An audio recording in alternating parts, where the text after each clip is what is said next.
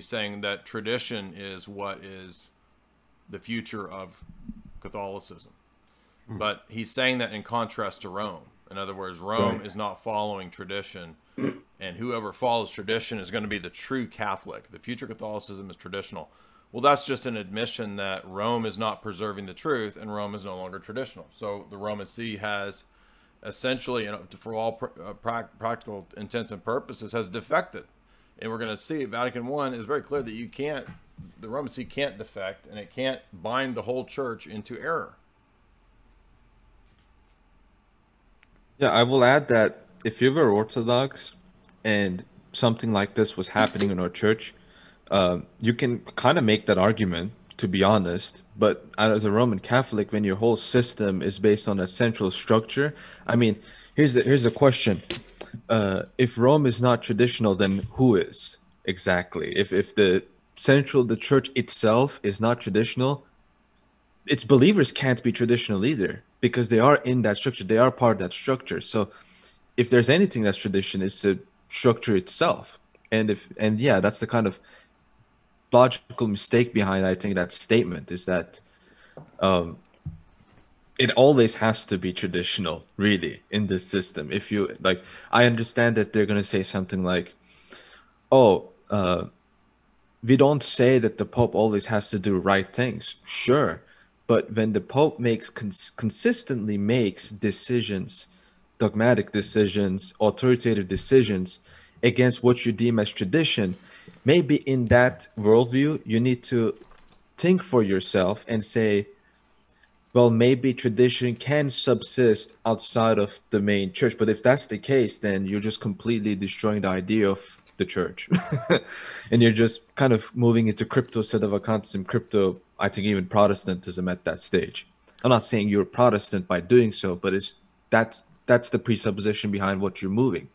Whereas we can at least say, it's the bishop failing to preserve the tradition, but it's still preserved in the church. Like, for example, with Florence is a great example.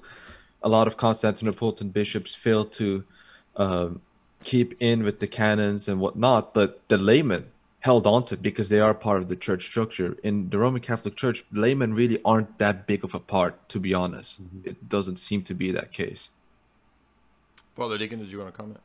Yeah, I wanted to bring up, and so what you might be noticing too is an attempt to kind of cope and deal with this, that people will kind of do these red herrings of pointing out the obvious problems that we're having in Orthodoxy. Yes, exactly. And I like what David had to say, that, well, first of all, let's just state problems.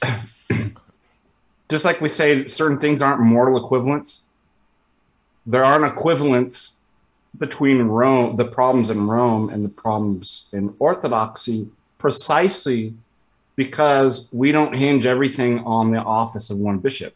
Yep. We're decentralized. And that, guess what, makes all the difference. But I want to come back to what David said. I thought that's really good. Isn't that amazing, and a great testimony to the truth of Orthodoxy is that despite bishops erring, we preserve the tradition. Good point. That's a really good, and so I like that you said that, David. The Francis Vatican II is magisterial. So we can't have a refuge in saying, oh, well, I'm just not going to follow that. I don't accept those as magisterium. I mean, at that stage, what do you even follow? Right. Well, it's up to each private Roman Catholic's individual decisions. And as we saw, Casti Connubii, paragraph 104, says that you don't have the right as a Roman Catholic to decide what you are going to pick as the magisterial teachings and what are not. That's not your decision to make. Yeah. And I just saw this in the Discord. Someone said that in the, should we say, I don't know, some guy, one of these Tradcaf streams, the big Tradcaf guys, one of the particularly unintelligent ones, he's opened up with this stream saying that this is worse than the Babylonian captivity and Avignon papacy. I mean, that's how bad It is for them. Well, at that apparently. point, I would ask It just very simply, you know, the key issue here is not debating the infallibility or fallibility of this and that claim and statement. The issue is indefectibility, because what's implicit in Matt Fradd and all these people's admissions is that Rome has defected. I mean, that's what the SSPX de facto position is, even though they still want to be in communion with the Roman See. They are essentially admitting the Roman See has defected and dogmatically taught error for the last 70 years. 65 year, whatever it is. Okay, well, then Rome has defected, right? And Vatican I is very clear. Rome cannot defect. Cannot defect. About what constituent elements the Roman See must have and will have at all times until the end of the world. And so, again, the Sedevacantis thesis is not a tenable option either. We did a whole 3-hour stream on that, which I can link again. But if you've not seen that, if you want a book, our good friend John Pontrello has a great book on this.